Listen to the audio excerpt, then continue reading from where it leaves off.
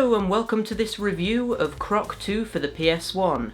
A while ago we took a look at the original Croc game, and despite it being quite flawed in some areas, it was generally a pretty good time and comes highly recommended if you're a fan of 3D platformers. With Croc 2 though, it changes quite a few things from the original game, resulting in a dramatically different experience. So, with all of these changes, is Croc 2 better than the original, or worse? Let's take a look. It makes sense to start by talking about all of the ways in which Croc 2 is different to the original. So the first thing I noticed was that the story here is slightly more complex. The first cutscene shows an inventor gobbo working on a new contraption and then finishing work for the day. He accidentally bumps into a group of Dantinis who are performing a ritual which brings the evil Baron Dante back to life, who was defeated by Croc at the end of the first game. He's then captured by another roaming group of Dantinis, and we transition to Croc, who is having fun on the beach with a group of gobbos. Croc comes upon a message in a bottle which turns out to be from his long-lost parents who have been looking for him all this time. So Croc and the gobbos build a seesaw to send Croc flying to a distant island where they suspect the message came from, and the game starts from there. I actually really like this setup because not only is it about stopping the bad guy once again, but it also has a more personal quest for Croc because he's trying to find his parents who lost him before the events of the first game. This aspect of the game is really good, and I wanted to know what was gonna happen because of the intrigue presented here. Plus, the cuteness levels are off the scale. I mean, just listen to how this gobbo hums along to a radio which is playing the Croc theme song.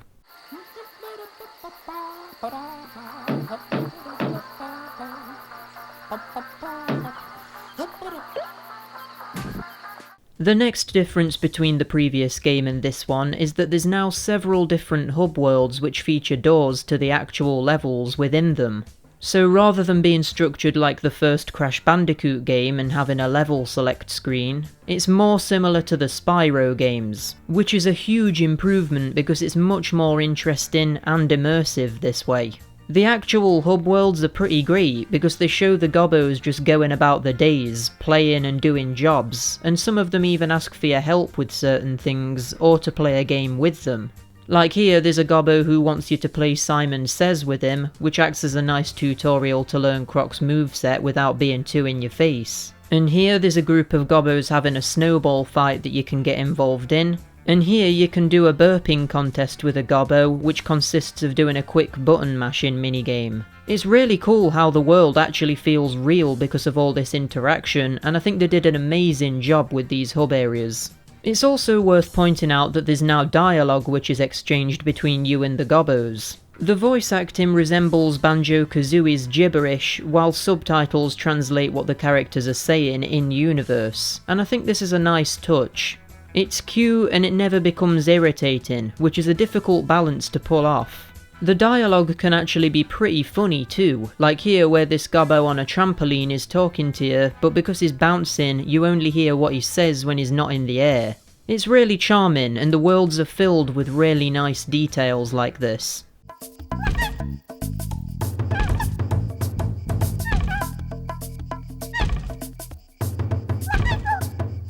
Croc now has access to some new abilities too, which range from being quite useful to me never having used them. For example, he can now do a high jump if you jump after a ground pound, which comes in helpful for getting to much higher places than what you could in the first game. This is actually really handy, especially later in the game where the jumps can be slightly more difficult.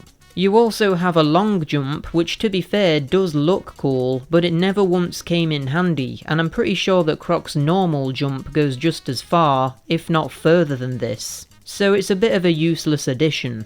There's also some more context-sensitive abilities, like picking certain objects up and throwing them, or swinging on ropes. Plus, most of his old abilities, like doing monkey bars, climbing specific surfaces, and holding onto balloons, also return. Overall, these new and returning moves are great and offer some additional platforming sections that wouldn't have been possible to implement in the original game. This helps to make the sequel feel a lot more expanded than the original game because of the amount of movement options available to you. The variety in each level is also really amazing. Before going into a level, you talk to a gobbo who has some sort of problem, and the level is built around solving that particular gobbo's issue. So these problems can range from being pretty serious, like having their friend kidnapped and you having to rescue them, or helping gobbos strapped to explosives or trapped in ice caves. But they can also be pretty mundane, like having to save a gobbo's sandwich from a bird, or finding some treasure a gobbo lost before the village elder finds out and the gobbo gets in trouble. A lot of the time these objectives don't really affect the gameplay because you're still fundamentally going in a straight line to reach the end of the level, but it never really feels repetitive because of the objective being slightly different. Like here, if there was no objective given to you and it was a normal video game level, there would be no tension, but because you're told you need to stop this runaway train before it goes off of the unfinished tracks, you feel a sense of urgency, even if in reality you don't actually need to go any quicker than in a normal level. Adding to the variety is that certain levels feature vehicle sections, like these minecarts in certain cave areas, this boat race where you need to come first to redeem the gobbo's pride, this hang glider level where you need to rescue gobbos who have fallen off of the cliffs, or this kart racer level where you need to win a race because the Dantinis always beat the gobbos by cheating.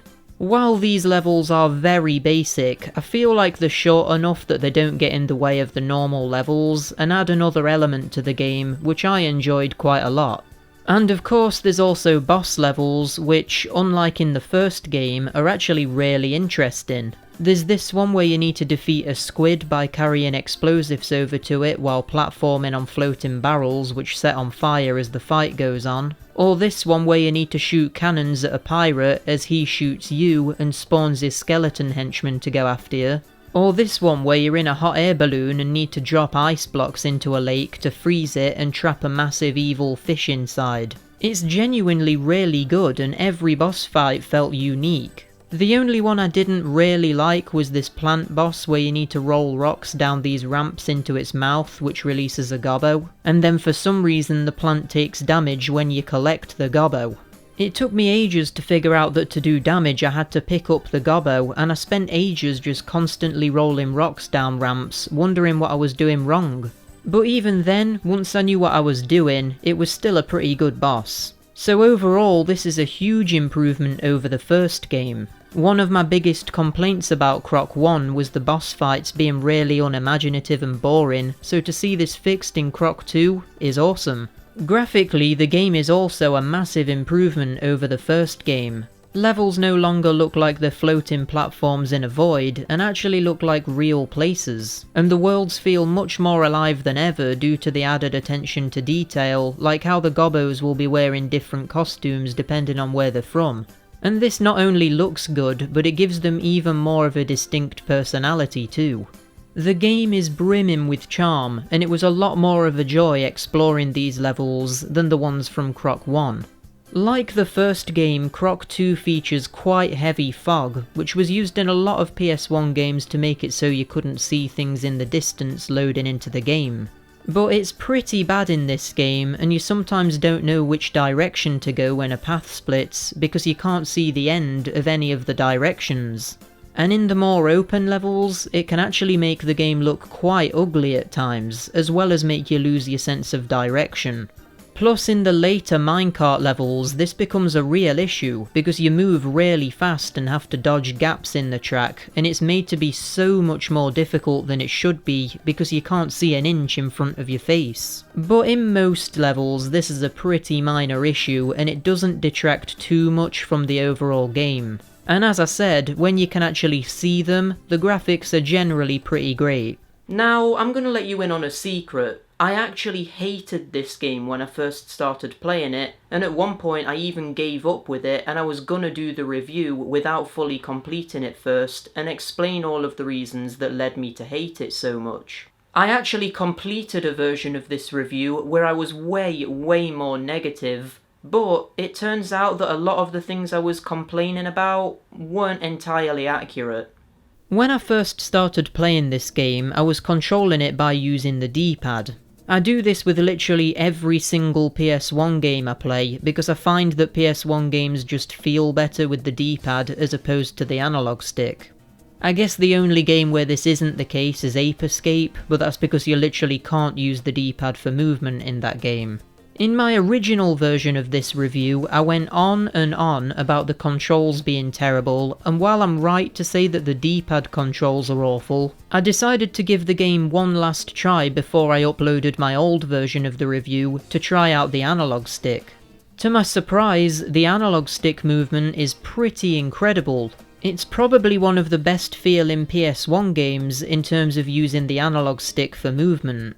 So I had to scrap the old video and pretty much start the whole thing over, because almost everything I said was completely inaccurate using the analog stick controls. And I'm thankful for that, because if the controls had been bad, it would have ruined the entire game. I honestly think the reason this game isn't rated very highly, or even that fondly remembered by most people, is that they played it using the D-pad, and playing it that way literally ruins it.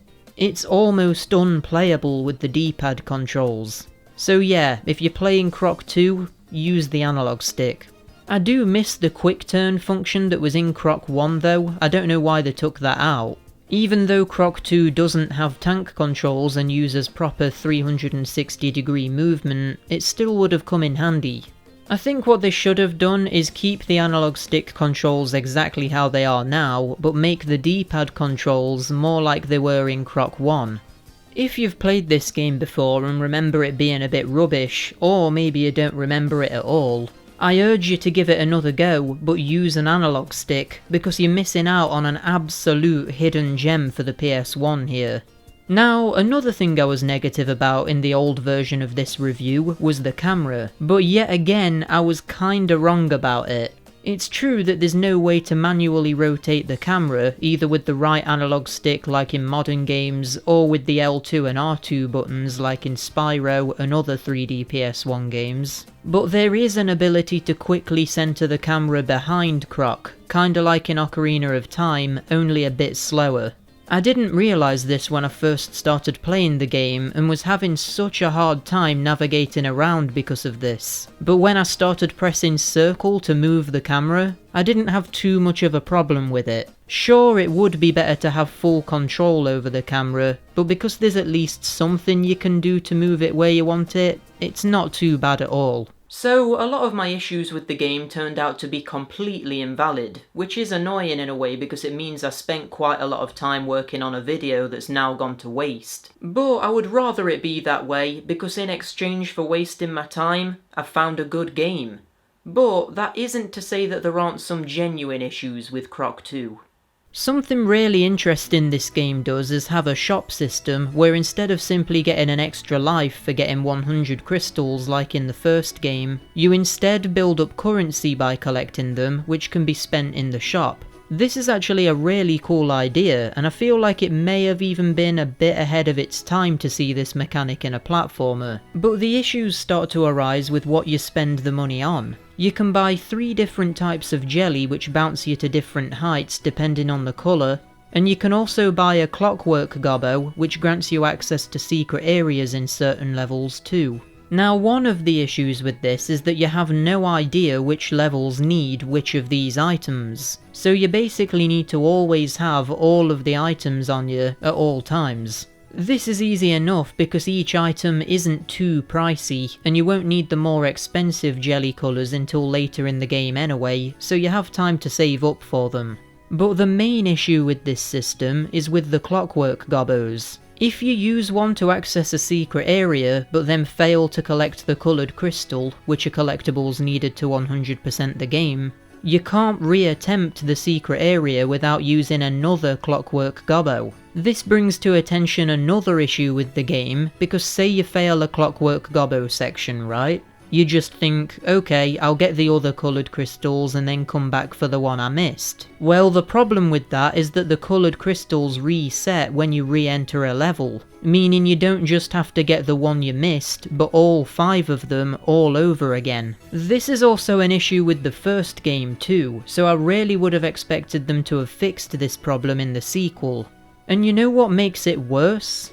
Getting the 5 coloured crystals opens up a secret area where you need to do a platforming challenge to reach a Gobbo trophy, which are required for full completion of the game. The problem is that if you fail this platforming challenge, you don't get a second attempt of it without doing the entire level all over again. Once again collecting all 5 of the coloured crystals. It feels a bit harsh, and again, this is a very similar situation to the secret areas in Croc 1, which sometimes didn't give you a second attempt. It's not too bad of an issue because the platforming challenges are mostly all pretty easy, but why waste the player's time if they mess up? It should just respawn you at the start of the challenge. As for fixing the item situation, I feel like what they could have done is made each individual item more expensive, but then allowed you to keep each item you do buy forever and reuse it as much as you want. And then to make the crystals still worth collecting, you could have unlocked some bonus items, such as cosmetics like costumes and hats for Croc to wear, as well as some gameplay affecting items like a crystal detector or a map or something. A similar issue is that certain levels in the game are really stingy with checkpoints, and if you fall into a pit or lava or a similar hazard, you don't just respawn where you fell in, no.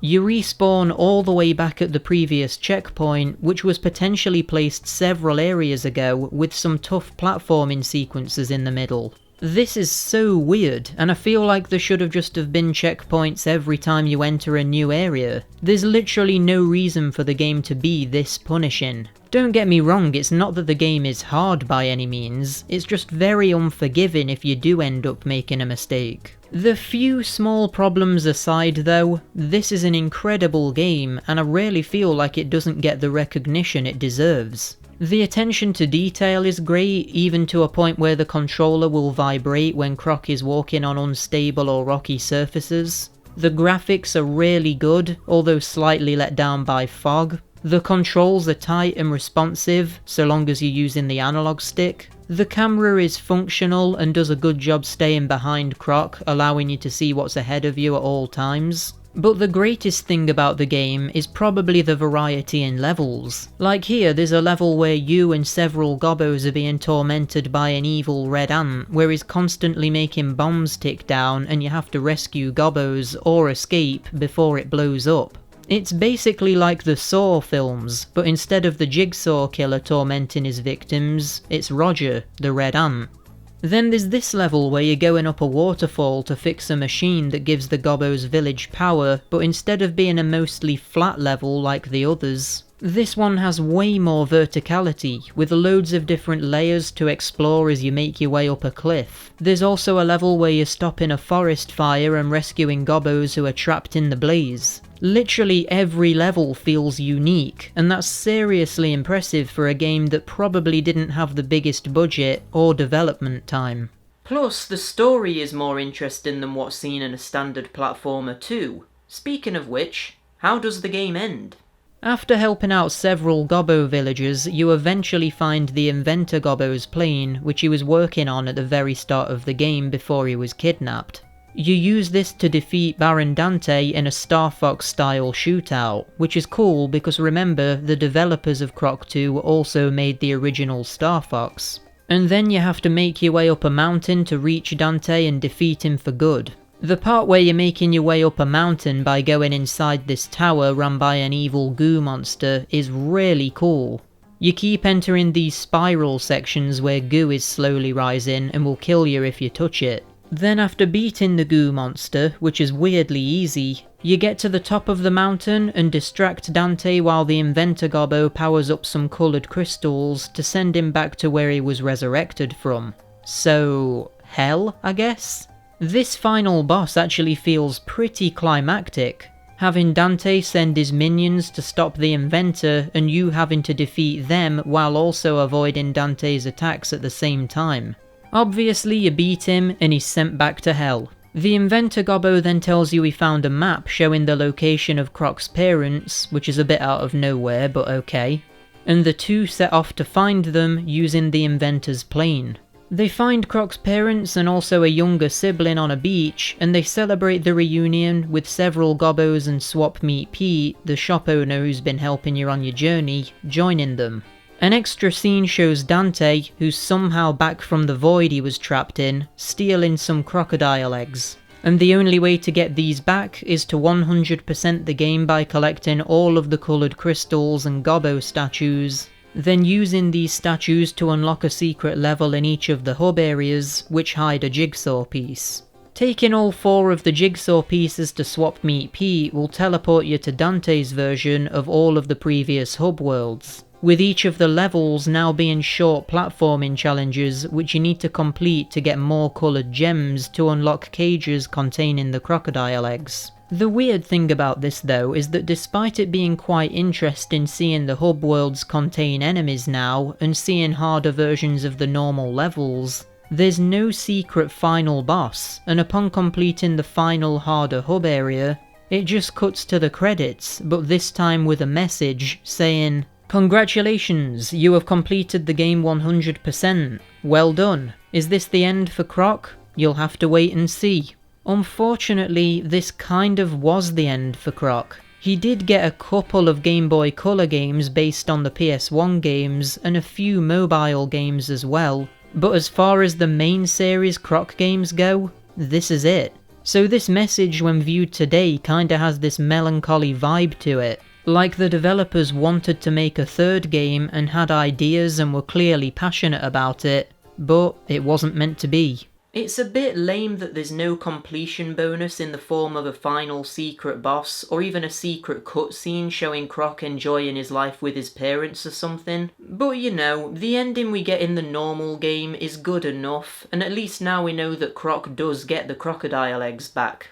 I'm putting Croc 2 ahead of the original game in my series ranking. It improves on pretty much everything from the first game, giving us a much more fleshed out world to explore, a better story, much more variety, better controls, improved bosses, more detailed graphics with cuter gobbo designs, and way more. I would say the one major area Croc 1 beats Croc 2 is with the music. The music in the first game makes such good use of leitmotif, using the same melody but remixing it in loads of different styles, which makes all of the music really catchy and stick in your head. And while the music in Croc 2 can be good, it isn't anywhere near as good as the original game's music. It is also a shame they didn't fix the problem with levels resetting the coloured gems if you didn't get them all. And the new item mechanic is a great idea, but can result in being annoying and having to replay levels if you get unlucky. But hey, at least Croc actually uses his signature backpack now to store these items, rather than it just being a visual element to give Croc some personality like it was in the first game. Plus, there's a level where you roll a snowman's head around that's kinda similar to Super Monkey Ball. But Croc 2 came out way before Super Monkey Ball, meaning the Super Monkey Ball series is a rip-off of Croc 2. Case closed. And that's Croc 2, the end of a 2-part series that didn't really get the chance it deserved. I honestly had a blast playing this, and I don't know why it's not held in higher regard than what it is. I actually enjoyed it even more than the first game, which I truly wasn't expecting to do. I feel like they properly started to work out what the Croc games were with Croc 2, and it's a shame we never got a third entry in the series, because I imagine if this did exist, it would have expanded the formula even more, and been even more impressive. But I guess we'll never know. That is, unless Croc gets a brand new game or a remake. I mean, it happened with Bubsy, and it happened with Ty the Tasmanian Tiger, so in this day and age, you never know what's around the corner. Anyway, if you enjoyed the video, give it a like, subscribe to see more stuff like this coming soon, and leave a comment down below letting me know what you think to the look of Croc 2, or if you've played it before, what you thought of it. And until next time, bye!